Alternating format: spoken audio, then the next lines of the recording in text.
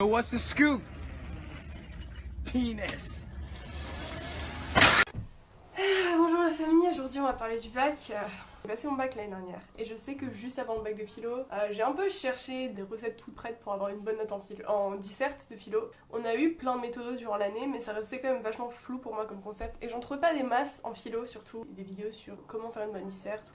La philo c'est vraiment beaucoup plus technique que ce qu'on pourrait penser. C'est un processus assez long, ça dépend du contenu du cours aussi parce que dans la philo, au cours de l'année on étudie vraiment énormément de sujets. C'est que moi je détestais la raison et le réel donc il y a vraiment énormément de variables. Du coup, si je peux offrir une petite aide, c'est cool. Et surtout sur l'art, quoi, parce qu'en fait, la disserte que j'ai faite, c'était celle sur l'art. Sujet 1, c'était sur la raison et le réel, et c'était toute vérité est-elle définitive. Et donc, celui que j'ai fait, c'était peut-on être insensible à l'art. Pour moi, de tous les sujets qu'on couvre, l'art, c'était vraiment genre le plus abstrait de tous.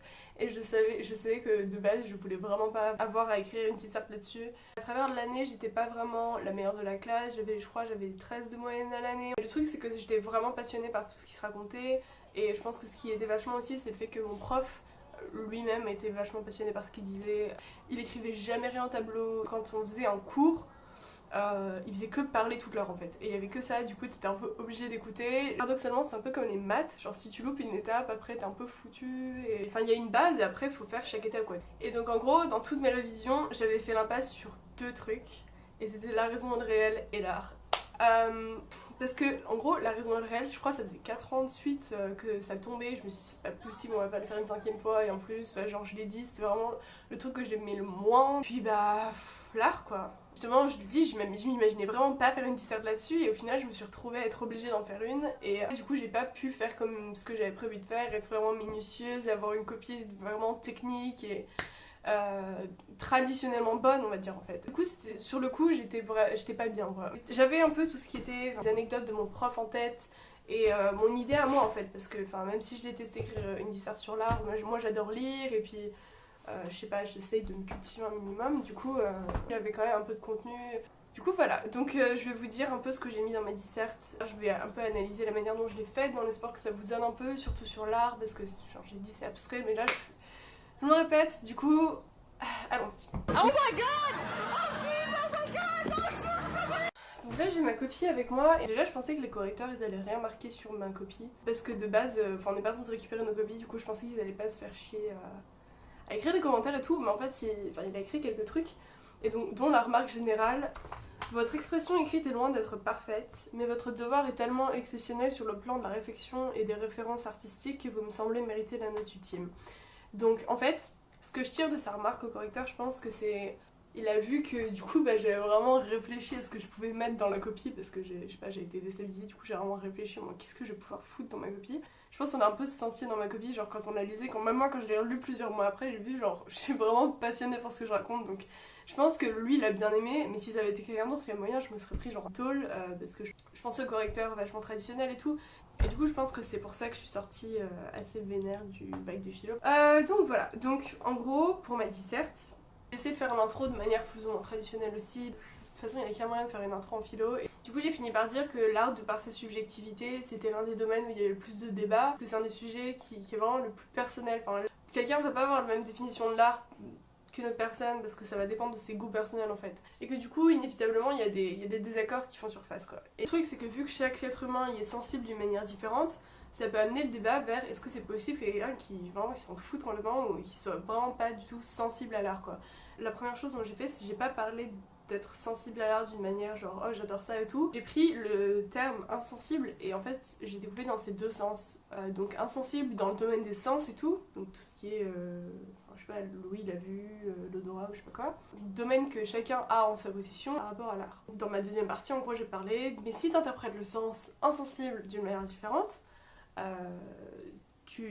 t'es face à une autre version du problème en gros, donc un peu la plus évidente des deux, mais je voulais vraiment déjà je voulais commencer par la version qui n'était pas la plus évidente, enfin genre celle à laquelle on pensait pas tout de suite, donc insensible dans le domaine des sens, et genre en deuxième parler de donc, ce qui était un peu plus évident, donc de pas y être sensible comme quelqu'un qui a aucune sensibilité face à une œuvre, c'est-à-dire de la considérer vraiment genre comme un simple objet qui fait juste partie de son environnement en fait. Donc ça c'était ma deuxième partie. En troisième partie j'ai dit il est d'ordre de se demander si notre sensibilité au final c'est pas ce qui nous forme en tant qu'être humain, la manière dans laquelle il peut l'influencer face à sa culture, son éducation et tout. Donc en gros je suis allée un petit peu plus loin que la question mais je suis toujours restée dedans et j'ai rien contredit ce que j'ai dit avant en fait. Après j'ai remis mon plan. Donc en gros ça c'était la manière dont j'ai construit mon intro. Avoir une bonne intro ça donne une énorme base pour le reste du devoir et ça donne une bonne idée de la note que le correcteur va vous mettre quand il lit votre intro. Je pense qu'il a un peu une idée déjà de la note qu'il va vous donner après, du coup c'est vachement important à faire. Le premier alinéa, il doit directement commencer par l'analyse de la question qu'on vous pose, direct partir dans l'analyse, genre on s'en fout de savoir si vous avez une bonne accroche culturelle à mettre en votre disserte, et donc direct introduire à la suite de cette analyse le premier aspect de la problématique, dont dans mon cas, insensible dans le domaine des sens. Yo, je tenais juste à préciser qu'il est jamais trop tard pour genre faire une bonne intro parce que tout le long de l'année, mon prof de philo arrêtait pas de me dire que mes intros c'était un peu de la merde et apparemment le jour du bac j'en ai fait une bien, enfin en tout cas c'est ce que mon correcteur il a dit.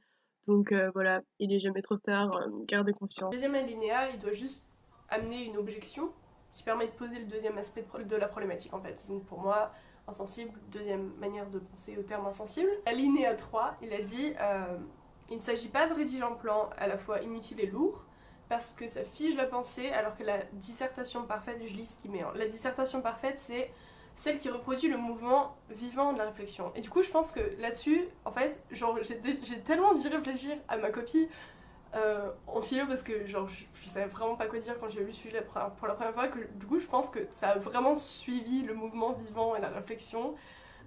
Et c'est peut-être pour ça que j'ai une bonne note, mais bref. Le secret d'une bonne intro, enfin c'est pas le secret d'une bonne intro, c'est juste votre intro elle est mauvaise si à la fin, genre quand on a fini de lire votre intro, et bah on sait toujours pas qu'il va y avoir genre à la fin quoi. On doit déjà savoir ce que votre conclusion va être et genre faut qu'on ait avancé en fait. Genre si votre intro elle pose des trucs mais on répond à rien, et va se considérer comme une mauvaise intro. Je pense que certains profs conseillent déjà d'écrire l'intro à la toute fin quand vous savez ce que vous avez fait dans votre projet. Donc ça c'est pour l'intro. En fait, du coup j'ai utilisé énormément de mots-clés. Je sais que mon prof à moi par exemple, il nous donnait énormément de définitions. J'ai commencé ma première partie par dire certes, on peut se sentir insensible à l'art dans le sens où on a le droit, donc dans le sens de droit positif. Et donc il nous a donné une définition du droit positif. L'autorisation de le dire, en gros. Tout simplement. Mais c'est réellement le cas en fait. Je dis que le vrai problème il se pose sur la possibilité d'être capable ou non d'être insensible à l'art. On voit un tableau de Turner, on écoute un morceau de Chet Baker, on sent et on goûte un Blackie cuisiné, on voit un ballet et on écoute l'orchestre qui l'accompagne, et donc en gros, genre on peut toucher une sculpture si on a le droit, si c'est pas dans un musée, attention. Donc en gros, là, j'ai dit, l'art fait définitivement appel au sens. À part s'il y a une incapacité physique qui est handicapante, comme la cécité par exemple pour un tableau, eh ben, il semble un peu impossible d'échapper à l'art qui concerne notre membre sensible. J'ai fait ma deuxième sous-partie qui parle du fait qu'on n'est pas forcément conscient de la manière dont on est sensible à l'art en fait. Et du coup là j'ai calé l'inconscient, qui est une autre notion qui rentre pas vraiment dans l'art à premier lieu, et en gros je l'ai calé, enfin j'ai essayé de caler toutes les notions que je pouvais dans ma disserte en gros, et donc là j'ai parlé de l'inconscient, mais au final ça s'est plutôt bien emboîté. L'inconscient, notre sens caché, c'est une notion qui fut développée par le psychanalyste Freud. Notre esprit se divise un peu en trois parties, donc le surmoi, qui est la morale, la conscience réfléchie, le moi, qui est notre personnalité, et le ça, donc, qui est l'inconscient, où se trouvent les désirs qui ont été refoulés, parce qu'ils entrent en conflit, en contradiction avec la morale, et les autres désirs de l'individu. Freud dit que le ça est seulement accessible à travers les rêves ou des lapsus en fait. C'est là que vient genre le lapsus révélateur. L'inconscient en fait il peut aussi se manifester à travers la création d'une œuvre d'art. Et donc là j'ai calé une des anecdotes que mon prof avait mentionnées. On avait passé un cours entier à étudier une œuvre de Léonard de Vinci. Il s'appelle Sainte Anne, la Vierge Marie et Jésus. De nombreuses interprétations qui ont été faites sur le tableau manifestaient genre le poids de l'inconscient de Vinci sur tout ce qu'il a dessiné en fait. Il y a un livre entier qui a été basé sur un souvenir d'enfance de Léonard de Vinci, qui leur est rapporté dans un de ses cahiers. Il semble se souvenir qu'un oiseau lui a tapoté plusieurs fois à l'intérieur de sa bouche avec sa queue. L'interprétation de Freud, elle met en avant un peu un refoulement de l'homosexualité qui se présentera plus tard à lui dans le tableau avec le drapé de Marie ayant la forme d'un oiseau dont la queue atterrirait enfin, genre dans la bouche de l'enfant Jésus. C'est de ces manières-là que l'art peut se présenter à nous inconsciemment et ainsi nous rendre sensibles à l'art et genre en gros sans même qu'on s'en rende compte quoi. Du coup j'ai conclu que le monde sensible de l'homme était, enfin il semblait évitablement touché par l'art.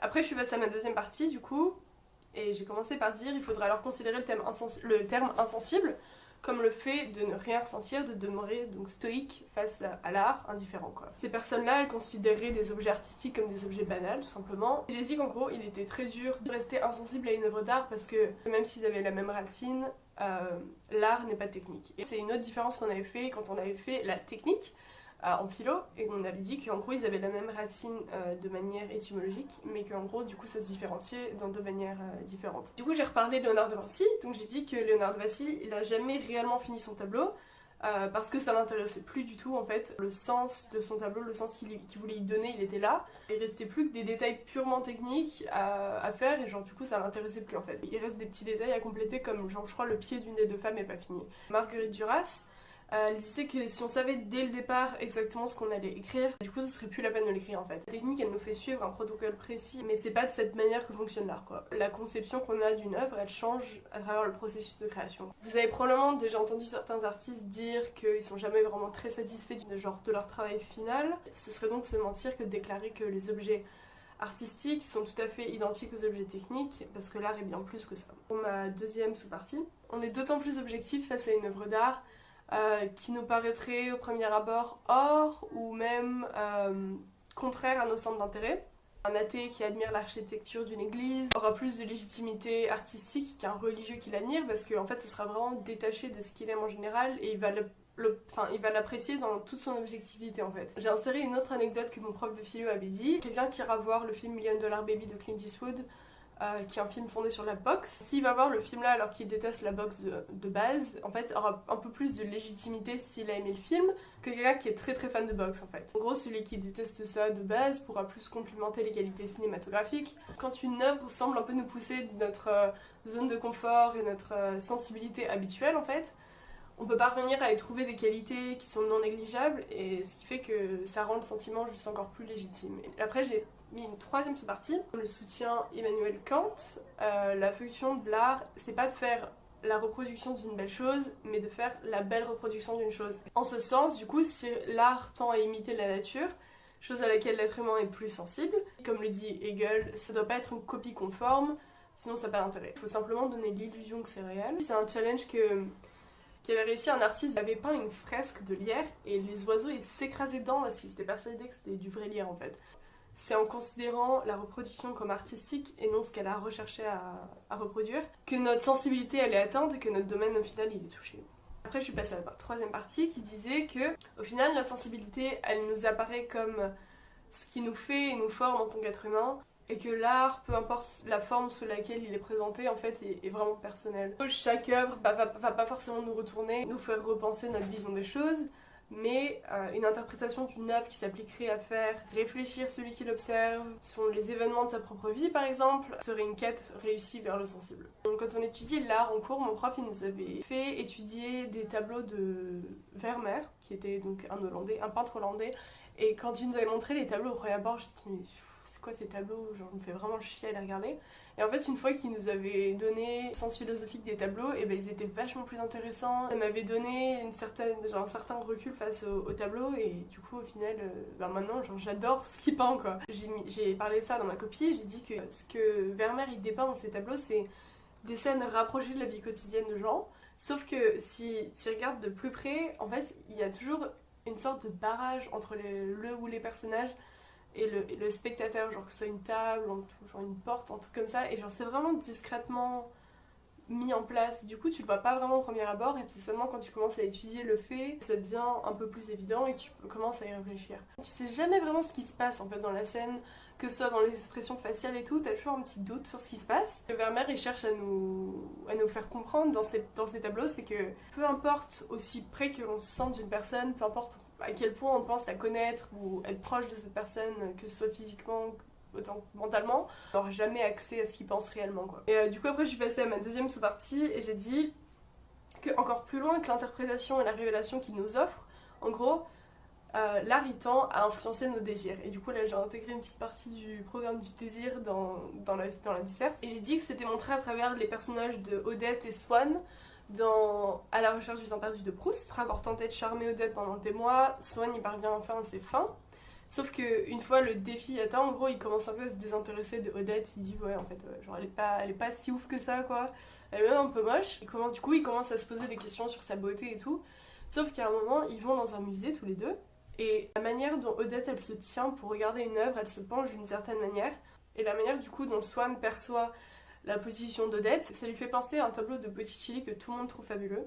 Et du coup, une fois la comparaison effectuée, les doutes qu'il avait sur sa beauté, ils s'évaporent et du coup il recommence à la désirer comme avant, en gros. Le seul fait de penser à l'œuvre d'art, qui était réputée comme étant d'une beauté incroyable, a influencé le désir amoureux de Swan.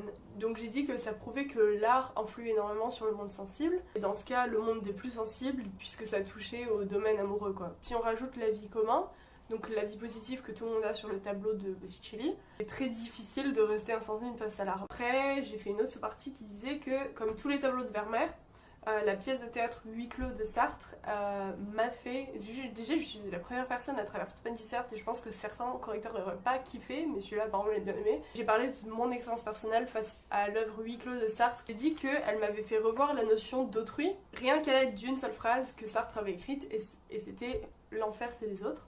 Le lien inévitable qui connecte les humains entre eux, que Sartre montre subtilement à l'aide des prénoms des trois personnages, Estelle, Inès et Garcin, qui sont liés entre eux par les lettres, genre Garcine, Estelle. En gros, ça m'a fait associer cette morale à ma propre vie, mes propres expériences et tout, ça a fait un peu repenser tout ce que j'avais vécu d'une autre manière. Je dis que l'art nous fait nous questionner sur la manière de voir le monde qui nous entoure.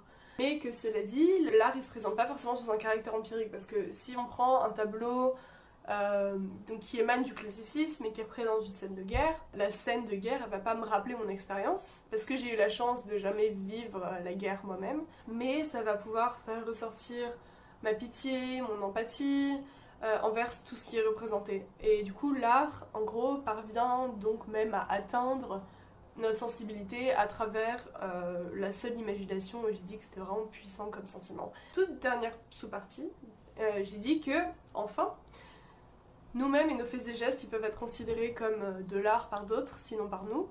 Parce que l'art, en fait, il est présent partout si on veut le voir. Et il y a un artiste qui a composé une musique sur le son de quelqu'un qui se brossait les dents. L'artiste-là, il y voyait un rythme, un certain potentiel, en fait. Même là où quelqu'un va prendre une simple photo parce que, je sais pas, c'est un touriste quelque part, et bah l'autre va peut-être saluer la manière dont la luminosité est réglée, par exemple. C'est sur ça que j'ai fini toute ma grande partie argumentative. J'ai dit que la subjectivité de l'art, c'est qu'on peut la repérer partout et en chacun aussi, en cherchant à le voir, qui pourra nous toucher sensiblement, même là où on pensait jamais l'être, en gros. Je suis passée à ma conclusion qui est vachement courte, en fait, maintenant que je la regarde. Il est compliqué, mais pas impossible, d'admettre qu'il soit à la fois possible de pas être physiquement atteint dans le domaine des sens et que quelqu'un puisse demeurer stoïque, indifférent dans chacune des œuvres d'art qui s'offrent à nous sur cette planète, ou de pas s'en rendre compte parce que l'art est partout et même une de nos actions quotidiennes peut être considérée comme de l'art par quelqu'un d'autre. Et du coup, j'ai fini par dire que, et j'ai utilisé ça comme ouverture, la présence d'une sensibilité chez l'homme. Au final, c'était un peu ce qui nous différencie du reste des êtres vivants sur la planète. Et c'est ce qui nous formait en tant que personne unique dans sa pensée. Et pour toutes ces causes, il est donc très difficile de penser qu'on puisse être insensible à l'art. Voilà. En gros, voilà tout ce que j'ai dit dans ma disserte. Encore une fois, j'étais assez surprise de la note que j'ai eue, mais une fois qu'on y pense vraiment, c'était pas complètement de l'improvisation. J'ai calé plein de notions qui entraient dans d'autres sujets, parce qu'en fait, c'est ça le secret en philo. Enfin, c'est pas le secret en philo, je vais pas vous dire c'est ça le secret. C'est juste qu'en philo, en fait, on peut pas utiliser juste des connaissances d'un des sujets et juste le balancer dans une disserte. En fait, il y a tout qui est lié. Genre, à l'heure d'aujourd'hui, moi, je suis à l'université en Irlande et je continue la philo. Et dans mon cursus, du coup, c'est vachement bien de voir les différentes manières de faire, mais au lycée, c'est plus avoir une idée de tout ce qui se passe généralement dans la philo. Quand on faisait l'éthique pratique, on a fait plein de cas par rapport à l'éthique par rapport à l'avortement ou à l'euthanasie. On a étudié des cas réels et des auteurs aussi. Et il fallait vraiment connaître ça en profondeur, alors qu'au lycée, je trouve que c'est plus... Enfin, évidemment, il faut connaître les auteurs, je pense que c'est crucial. Vous avez vu, j'en ai inclus pas mal. Il faut avoir une idée de ce qui se passe, mais